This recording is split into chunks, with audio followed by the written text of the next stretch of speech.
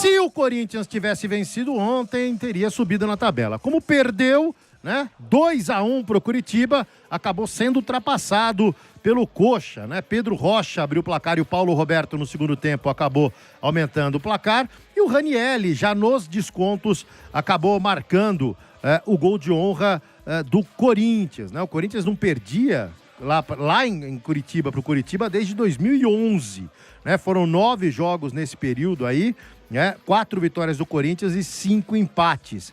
E também lembrando que no primeiro turno o Curitiba ganhou do Corinthians lá em Itaquera pela primeira vez. Nunca tinha ganhado lá na Arena e conseguiu a sua primeira vitória, né? Então, com isso, o Curitiba, como dissemos aí agora na tábua de classificação, passou o Corinthians. O que você quer dizer sobre o jogo de ontem, Rafael Sgrilles? Lima e amigos, é isso aí, Ademir. E o torcedor do Corinthians já tá vacinado, né? Porque quando ele olha a escalação da equipe e vê que alguns jogadores e até alguns dos principais jogadores preservados e outros lesionados, já sabe que a entrega do Corinthians vai ficar muito abaixo. Então, quando você olha que Hugo Souza, Mateuzinho preservados, não tem o Garro, que está suspenso pelo 3º cartão amarelo, Bidu com a pubalgia, que é uma lesão que já começa a preocupar, porque pubalgia, se você não tratar da forma convencional, vem faca aí. E você perdeu o Matheus Bidu, que é um dos principais articuladores dessa equipe, você já sabe que o time do Corinthians vai ter dificuldade, principalmente quando você aciona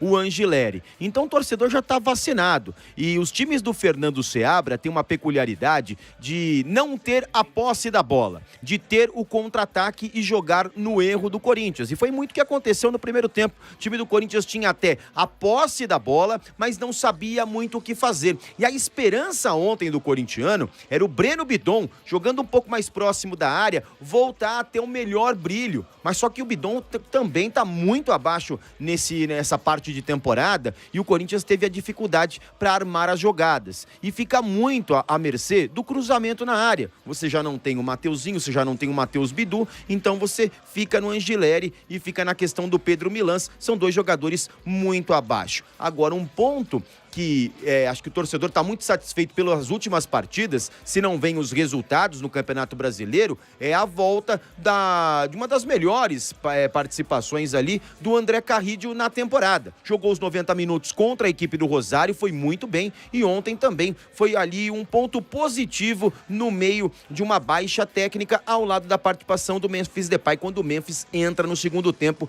e dá uma outra movimentação. Mas ali fica por 10 minutos, depois cai no mesmo marasmo técnico da equipe do Corinthians, que sempre alça a bola na área. E nesse time do Fernando Seabra, contra-ataque. E ali você tem uma bela jogada do Pedro Rocha no primeiro tempo, que ele limpa o Caio César e bate na saída do Cauê, e depois em outra jogada com outro centroavante que entra no segundo tempo, que é o Paulo Roberto, recebe o cruzamento na área e acaba cabeceando. O torcedor do Corinthians já sabe, quando preserva, quando poupa, tem ali um elenco limitado e sabe que a qualidade desse time também vai cair consideravelmente sem os jogadores. Com o time titular, todo mundo saudável, é um time competitivo que até pode lutar por títulos. Fora isso, é um time comum. E aí, Ranieri?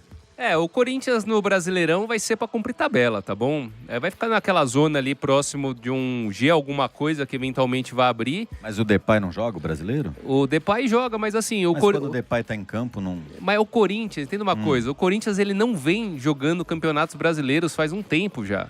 O Corinthians ele joga de qualquer jeito.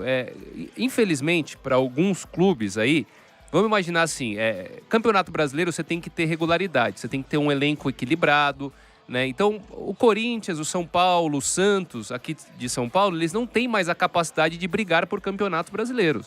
Esquece. E aí, o que essas equipes fazem? Elas dão prioridade para as Copas. Só que aí, como são muitos jogos de Copa intercalado com o Brasileirão, o Brasileirão acaba sobrando, acaba ficando ali. O Corinthians, imagina, quando tem a equipe titular, é um time competitivo. Eu acho que dá para bater de frente aqui em 1 ou 2 jogos, né? Imagina a decisão em jogo único ou mata-mata. O Corinthians ele consegue competir com o Flamengo. Não estou dizendo que é do mesmo nível ou melhor, mas consegue competir com o Flamengo, com o Cruzeiro, com o Palmeiras, assim por diante. Consegue avançar em confrontos diretos com essa equipe. Tem essa possibilidade. Mas assim, tem que estar com o time titular. Quando precisa trocar os jogadores, esquece. Cai assim de um time nota 7, digamos assim, né, com os principais jogadores, time motivado, etc., e vai para um time nota 4. O Corinthians misto hoje é um time nota 4.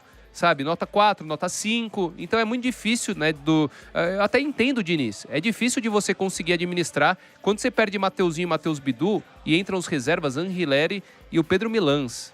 É um abismo. Quando você não tem o Yuri Alberto, entra o Pedro Raul. O Pedro Raul, ele foi mais uma vez um cone, ele não fez absolutamente nada, assim, ele de fato foi um jogador a menos. Se tivesse tirado o Pedro Raul da partida, ele não teria feito nenhuma diferença.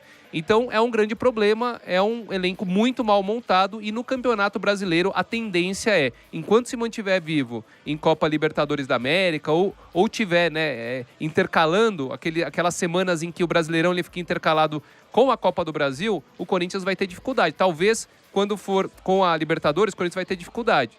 Talvez quando não tiver uma Copa ali intercalando, o Corinthians ele consiga desempenhar um pouco melhor tendo os principais jogadores. Mas acredito que vai ser isso. Ali metade de cima da tabela, 10º, 8º, eventualmente vai chegar na 7ª posição, mas não vai fugir muito disso. Eu vejo pela bipolaridade do nosso Gonzaguinha.